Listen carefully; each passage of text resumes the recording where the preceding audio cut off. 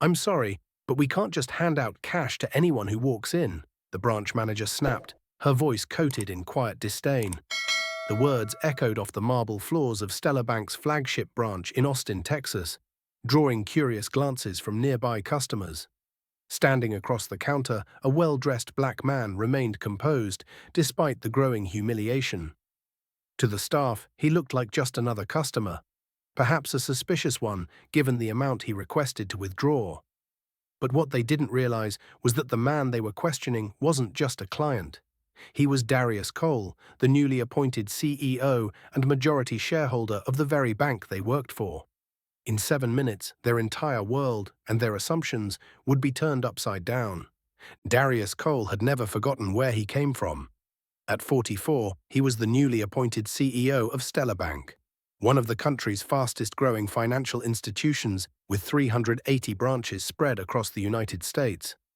But long before he was making boardroom decisions and speaking at national finance summits, Darius was just a kid from the south side of Dallas, the son of a janitor who cleaned bank floors at night so her child could dream of something bigger. He didn't rise through family connections or Ivy League handouts. Instead, he started from the bottom, working as a credit analyst right out of college. 22 years later, after holding nearly every major operational role the bank had to offer, from loan officer to branch manager to regional vice president, Darius had earned his place at the helm. But success hadn't made him blind. In fact, it made him more attuned to the cracks in the system he now oversaw.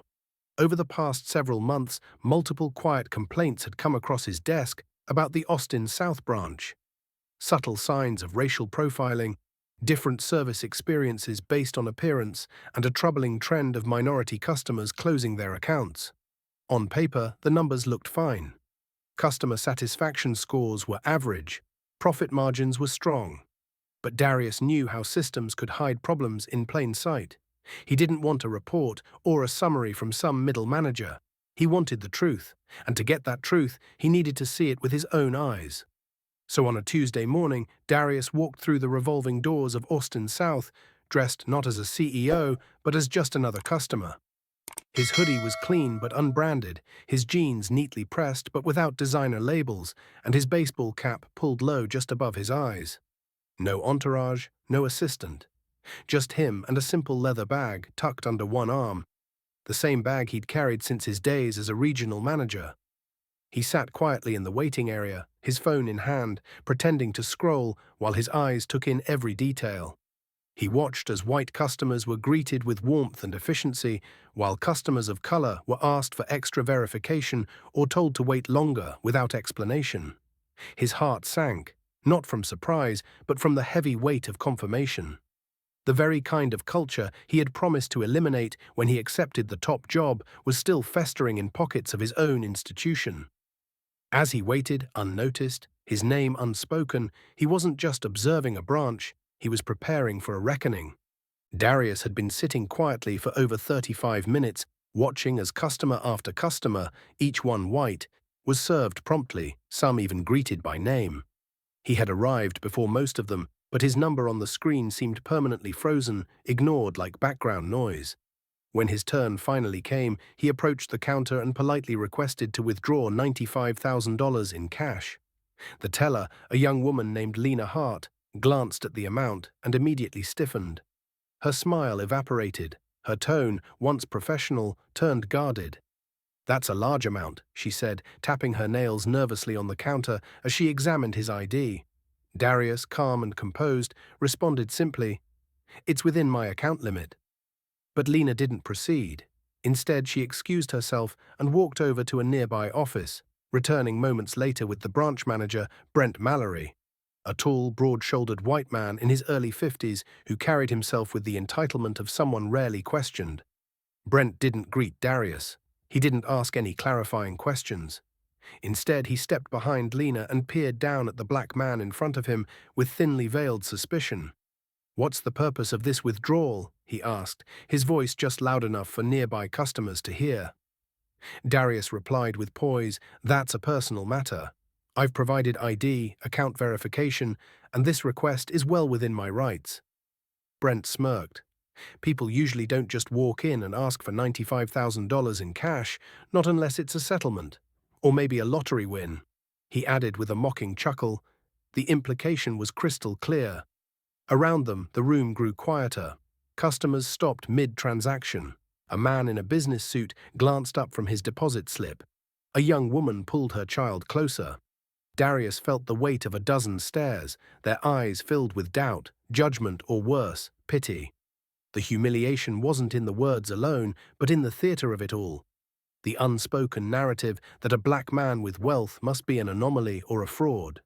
Brent leaned on the counter, signaling to another staff member to run a deeper verification check, treating Darius not as a valued customer, but as a potential criminal. Darius remained composed, never raising his voice, never breaking posture, but each second chipped away at the illusion that his position could shield him from bias. He wasn't just being questioned, he was being publicly dismissed, categorized, and diminished in front of strangers.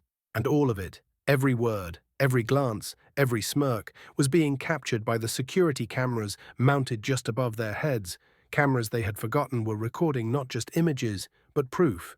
Selena's heels echoed sharply on the marble floor as she approached the counter, locking eyes with Brent Mallory, whose smirk had long since vanished. Without preamble, without a trace of hesitation, she said it. Clear, loud, and unmistakable. "You just refused service to the CEO of this bank." The words struck like thunder. The entire lobby froze. Conversations halted. Keyboards stopped clacking. A baby's soft cry was the only sound breaking the silence. Brent's face drained of all color, his mouth falling slightly open as he looked from Selena to Darius and back again, silently searching for a denial, an explanation, anything that could excuse what had just happened. There was none. Darius stood still, composed but unreadable, the authority in his presence now unmistakable to everyone in the room. Lena, the teller who had initiated the ordeal, visibly trembled behind her counter, her hands clutching a stack of deposit slips that no longer mattered. Selena pulled out her tablet and tapped swiftly. Within seconds, a split-screen display illuminated the high-definition security footage from that morning.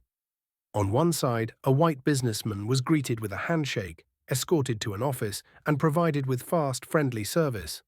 On the other, Darius, dressed in casual attire, was forced to wait 35 minutes, questioned, dismissed, and mocked. The contrast was damning. Around them, the silence deepened, heavy with realization. There was no ambiguity, no room for interpretation. What had taken place was not a misunderstanding or an oversight. It was discrimination, plain and simple. And it had unfolded under the roof of StellarBank's own flagship branch.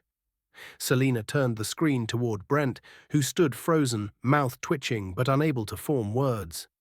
"Every second is time-stamped.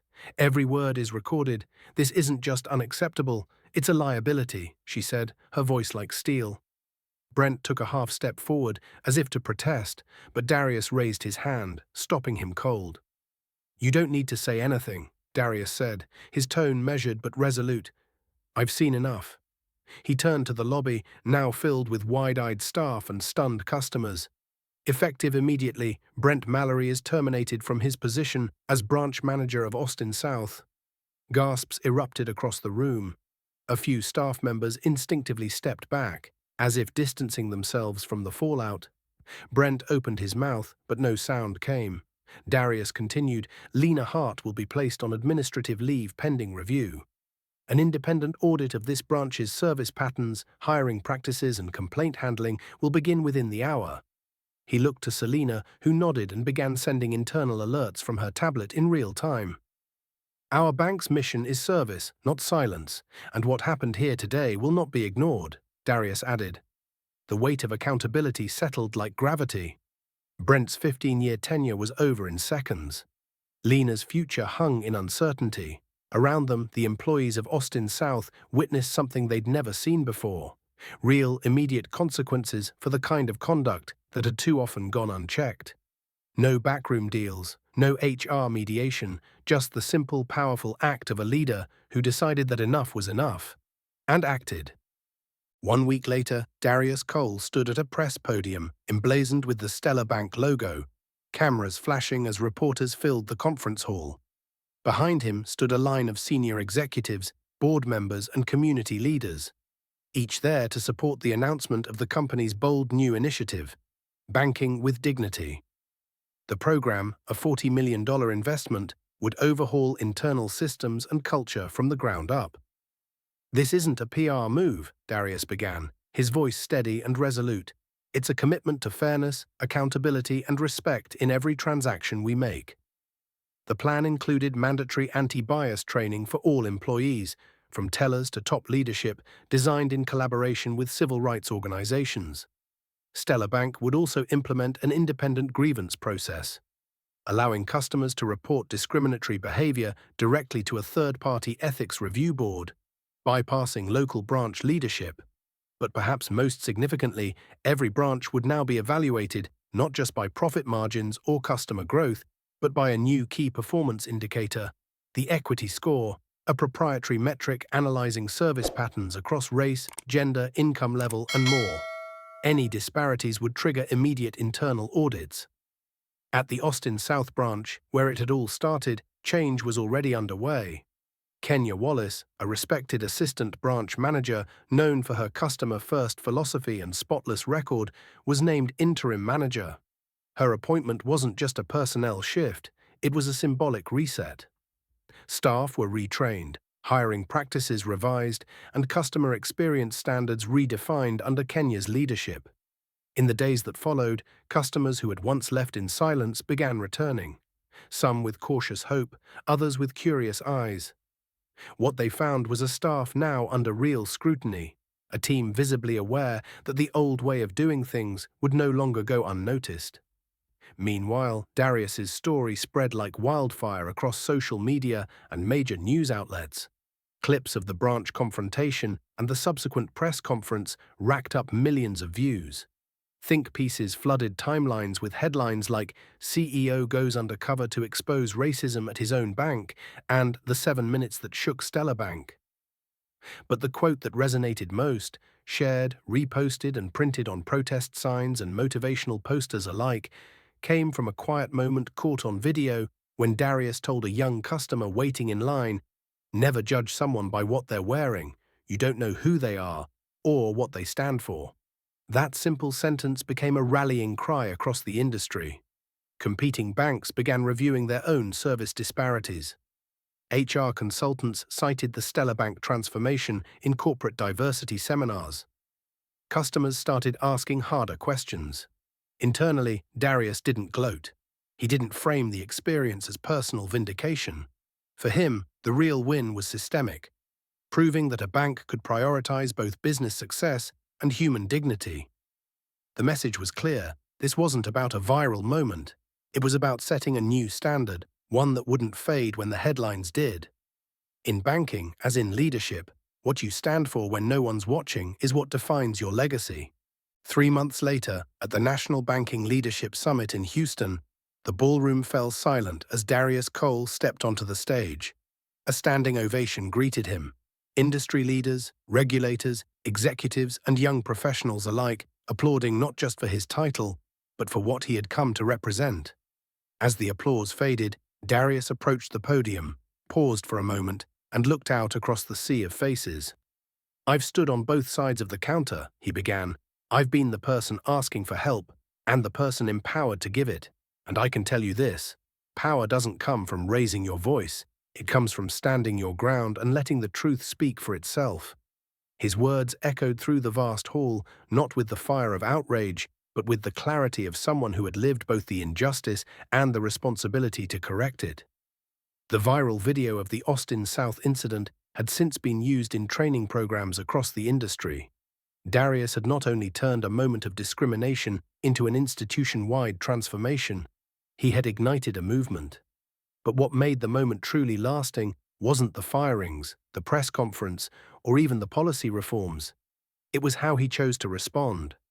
Not with vengeance, but with vision. The lesson from Darius Cole's story isn't just about one bad branch or a few biased employees. It's about recognizing that injustice often hides behind politeness and protocol. Discrimination isn't always loud. Sometimes it's a quiet delay in service. A second glance at your ID. a request for extra paperwork that others were never asked for. It shows up in decisions masked as policy and in silences that speak volumes. True leadership isn't proven in front of cameras, but in how you act when no one expects you to fight back. Darius didn't need to scream to be heard. He didn't retaliate to win. He let evidence speak. He let accountability unfold in real time. That's where real change comes from, not from rage, but from resolve. And if you ever find yourself in a position where you can change a system that once tried to diminish you, do it. Not to punish, but to protect those who come after you. Because the measure of your power is not in how many people you command, but in how many people you lift. And sometimes the most powerful thing you can do is refuse to walk away in silence. If this story moved you, if it reminded you that dignity should never be a privilege but a right, then don't let it end here. At X Daily Stories, we bring you powerful, real-world inspired narratives that expose injustice, uplift unheard voices, and remind us all what leadership, resilience, and truth really look like. Every story is a stand. Every voice matters. Subscribe to X Daily Stories and be part of a growing community that believes in fairness, action, and change. We drop new stories every day, not every week, so hit that button and never miss a moment of truth, justice, and transformation.